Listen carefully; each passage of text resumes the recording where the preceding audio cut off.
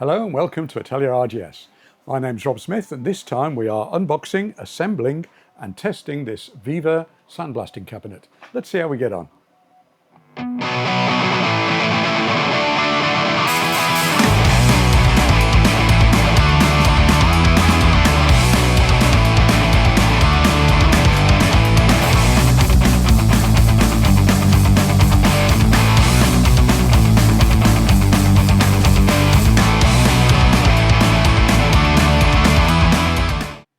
Hello, welcome back to Atelier RGS. Today is new tool day, so let's see what we've got.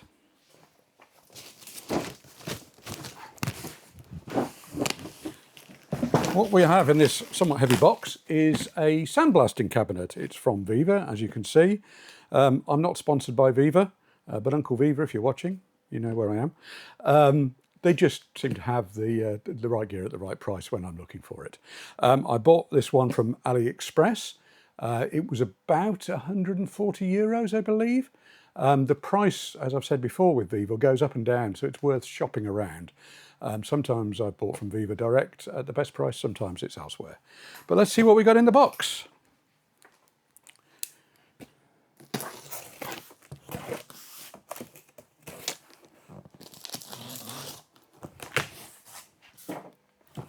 So, hopefully it's basically just a big metal box that needs assembly. There's not too much packaging. Polystyrene, a box of things. What have we got in here?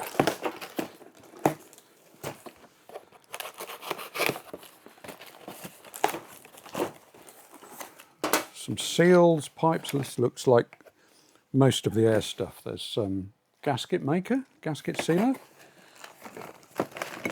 There's the gun itself, and a bunch of different sized nozzles. Cool. Put that to one side.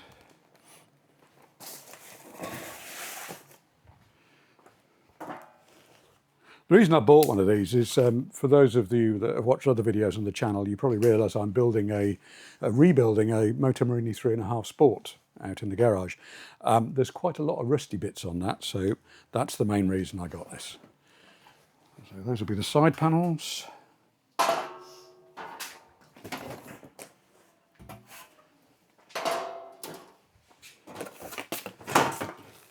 Front panel for your hands.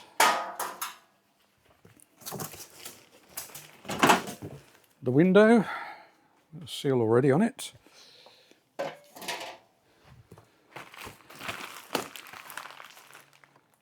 Another bit of the window. I think from memory it comes with replaceable films for the window, so that as you accidentally abrade the screen you can still see hinges and another panel. I hope all these screws are the same size, because otherwise it's going to be a right pain. Oh, light.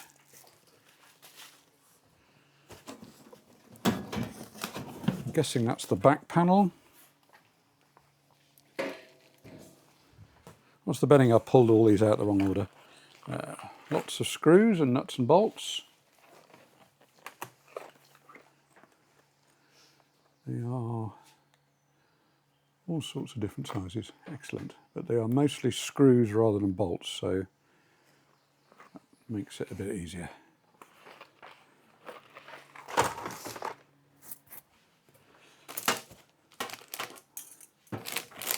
The gloves, the Jubilee clips for them.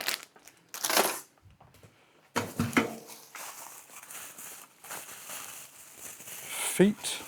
This is the second but largest one, that doesn't make any sense. It's not quite the biggest. The bigger one comes with a stand, but it was a fair bit more expensive and I thought this would do. I can always make a stand for it if I decide I need one. That's the base.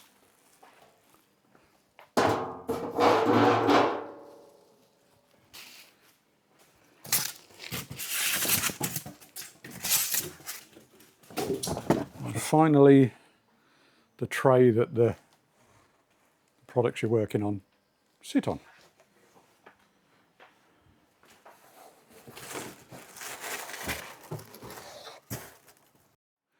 Okay, after a certain amount of searching around, I found the instructions. They're in with the window.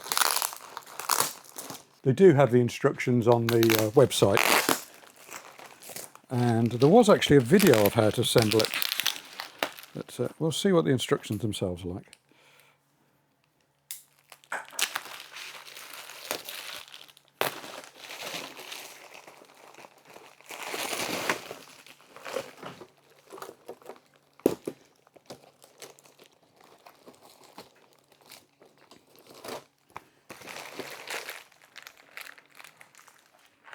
This is actually quite nice. I hope this is in focus.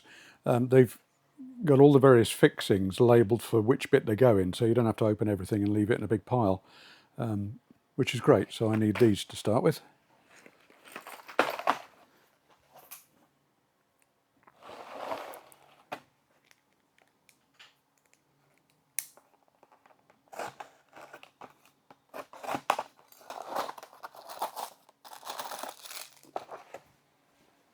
Okay, window bit.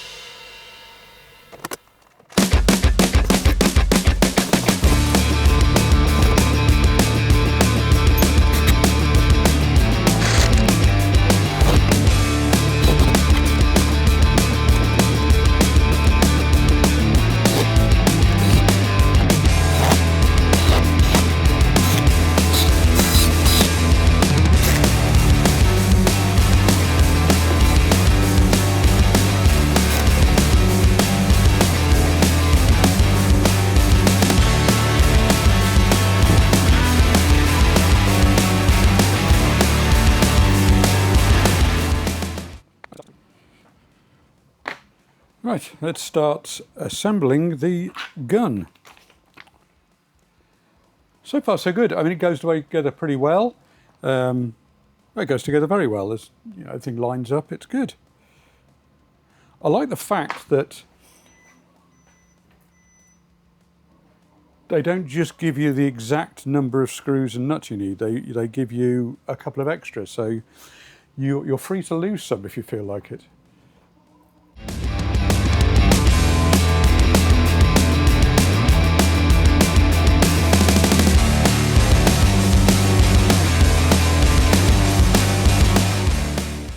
So the gun, as I think I said earlier, comes with a number of different nozzles, which is good, I guess, for different media or different speeds. That's the bit I need to read up a little bit on.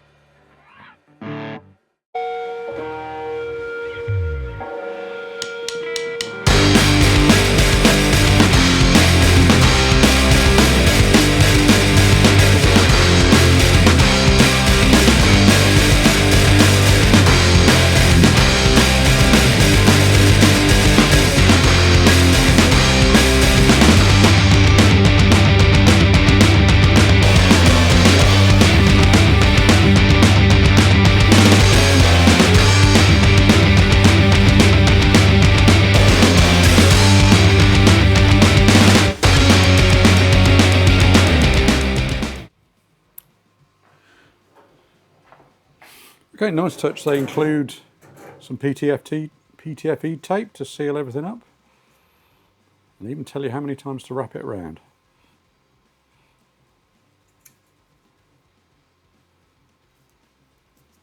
Which is 5.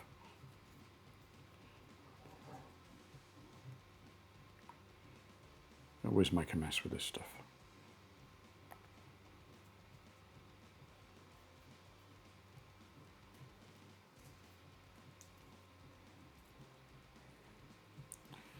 I can hear the plumbers among us laughing from their hair.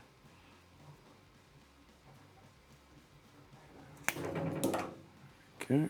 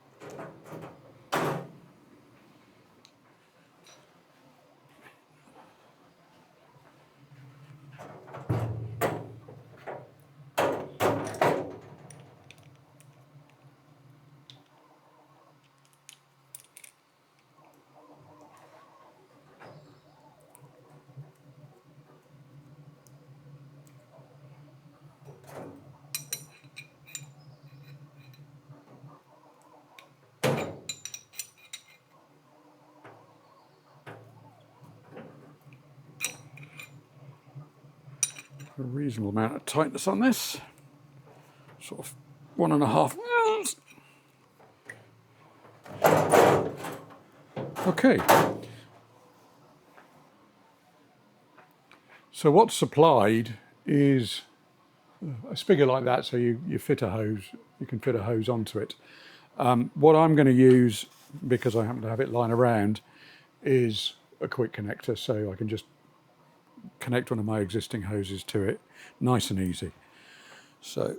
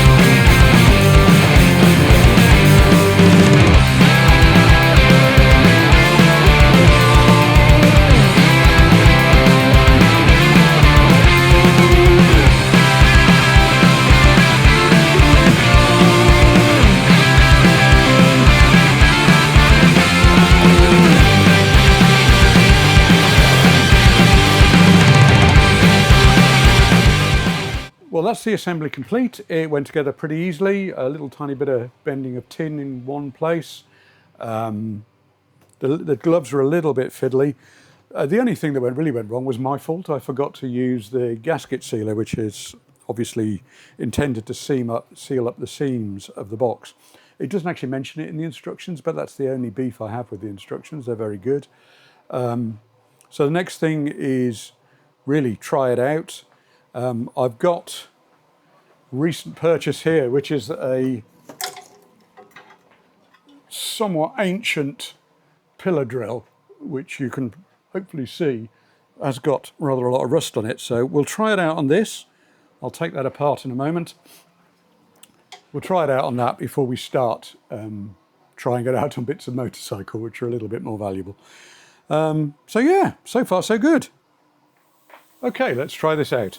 So I've got the airline connected to the quick connector I fitted. I've got a vacuum pipe out the back to the hoover. That's not in the instructions, but I'm just trying to keep any dust down to the absolute minimum. So now it's just putting the media in. So after a little bit of research, I decided to go for aluminium oxide. Sand in a sandblaster seems like an obvious thing, but there's nasty tales of silicosis and things like that. So I decided to go with aluminium oxide, which seemed like the best choice, and it was readily available. So this is a 25 kilo sack. You can reuse the aluminium oxide and silicon and that sort of thing for quite a while, by all accounts. If you're going to do soda blasting, which these aren't intended to, but people do, I think they just put extra filtration in, that is single use. I am going to try that out later. So this is a 25 kilo sack. I'm going to sort of half fill the hopper. Seemed like a sensible thing to do. And away we go.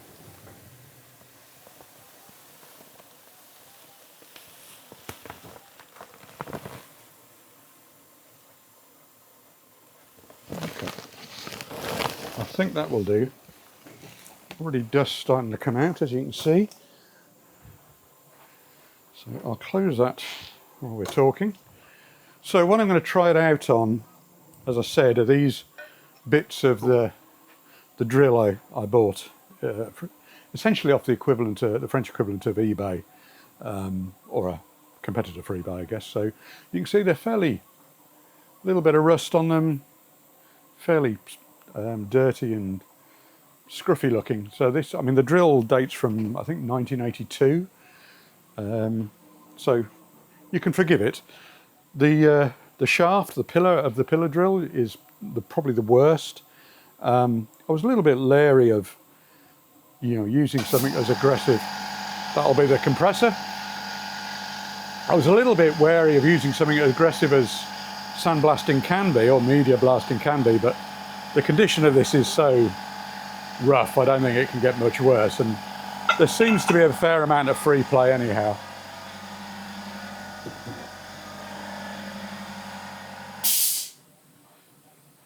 And the last piece is the base itself. So I'm going to see if it, what I'm trying to see is, will it get the rust off? Will it get the paint off? I'm also going to throw some of the bolts in. So I'll chuck that in and away we go.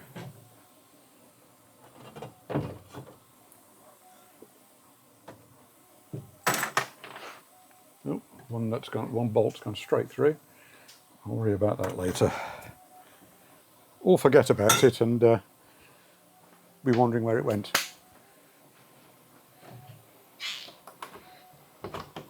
So latch that down firmly. I think it's a good idea to wear the mask.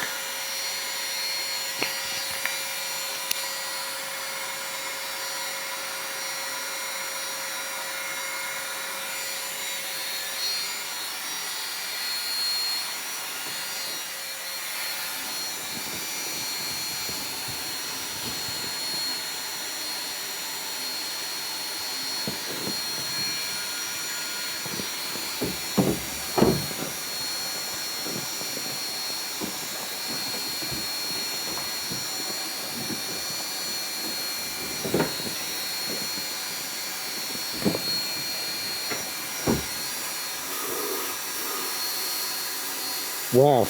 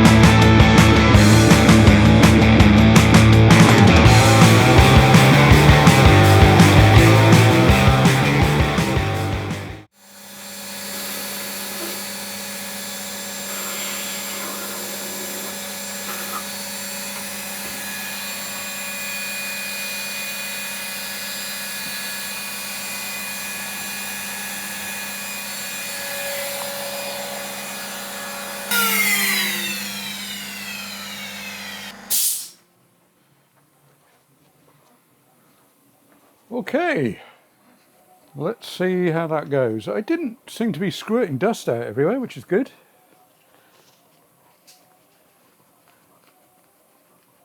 It does get quite obscured in the cabinet, but you can just about see what's going on. A bit of dust floating around. Look at that. That is pretty darn good. It struggles with the paint. I had a quick go around the sides, but this is quite a rough casting as well, which probably doesn't help. But the actual working surface is perfect. Couldn't be happier. So look at the rest. I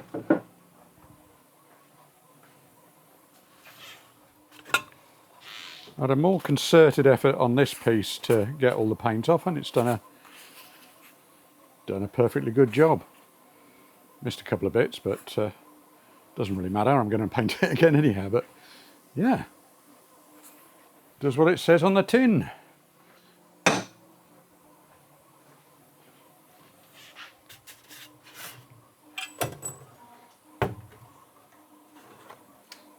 The base, I didn't try and get the paint. I just went for the working surface, and again, it's done a perfectly good job.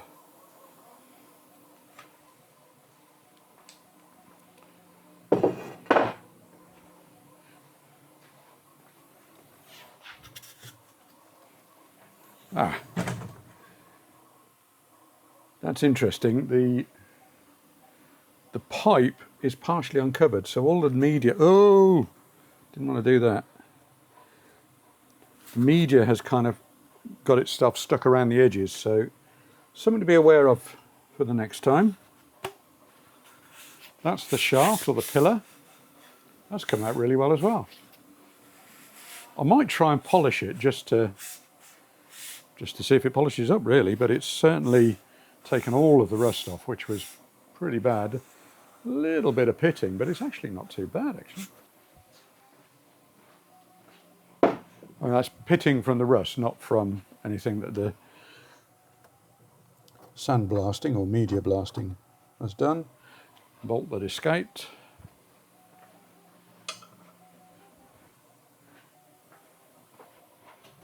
But yeah.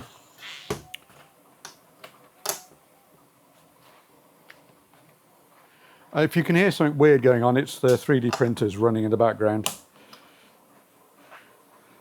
Atelier RGS never sleeps. So what do we think? Again, very happy with it. It went together easily. The construction is accurate. The instructions were pretty good, certainly good enough. It doesn't seem to blow dust everywhere, which some reviews do say it does. I mean, maybe that's because I've got the vacuum extractor out the back there. Certainly that helped. And it does a great job on the rust on the steel and iron that I used over there. The compressor I'm using is a 50-litre 2 horsepower ABAC unit, not a brand I was familiar with until I bought it. It did struggle to keep up with the pressure. I had it set to 10 bar and it was dropping down to probably 6 or 7. Yeah, so it was dropping down to about 6 or 7 during the operation, but it was still shifting the rust and everything. So great. I think that will really help with getting the bike sorted out. If you've got one of these, you've got any hints and tips for how to use it, particularly if you've done any soda blasting, that would be really interesting because I do want to do some aluminium work. But overall, I'm really happy with this. If you've liked the video, please like, share, comment and subscribe. And we'll see you on the next one. Thank you very much.